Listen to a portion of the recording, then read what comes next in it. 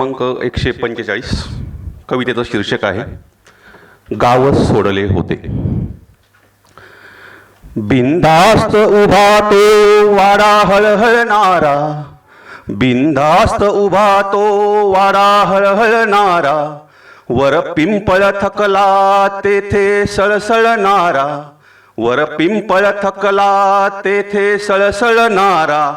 ते जळमट काही प्रवेशद्वारापाशी,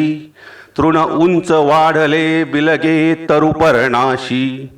पोपडे जरासे भिंतीवरती ओले, अन धाप टाकुनी उदास खिडकी बोले, निखळले कसे हे अलगद वासे काही, ते वैभव सारे जिथे द्यायचे ग्वाही, ती विहीर जेथे जमायचे बघ खेडे, वाजायाचे ते रहाट करकर वेडे, देव्हारा तिथला कसा पोरका झाला, चढविली कशी ना कुणी फुलांची माला, मी धावत सुटलो स्वप्नांच्या त्या पाठी, ना मिटली तरीही चिंतेची ही आठी, बैसतो स्मृतीच्या त्याच नदीच्या काठी, मी बालपणाला पुन्हा जगायासाठी, का आता कोणी तेथे फिरकत नाही, थांबला काळ जो पुढती सरकत नाही,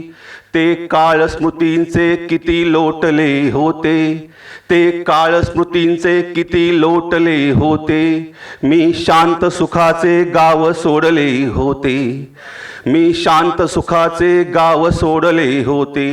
बंगले जरी मी उभारले या शहरी, गवसल्या कधी ना इथे सुखाच्या लहरी, ही खदखद आता मनात थोडी थोडी, या जगण्याला ना गावाकडची गोडी, हे जरी फुकाचे ओघळ गाली येती, हे जरी फुकाचे ओघळ गाली येती, आभास मनाचे वाड्यावरती नेती, आभास मनाचे वाड्यावरती नेती, हे दुःख कदाचित कविता सांगत जाते,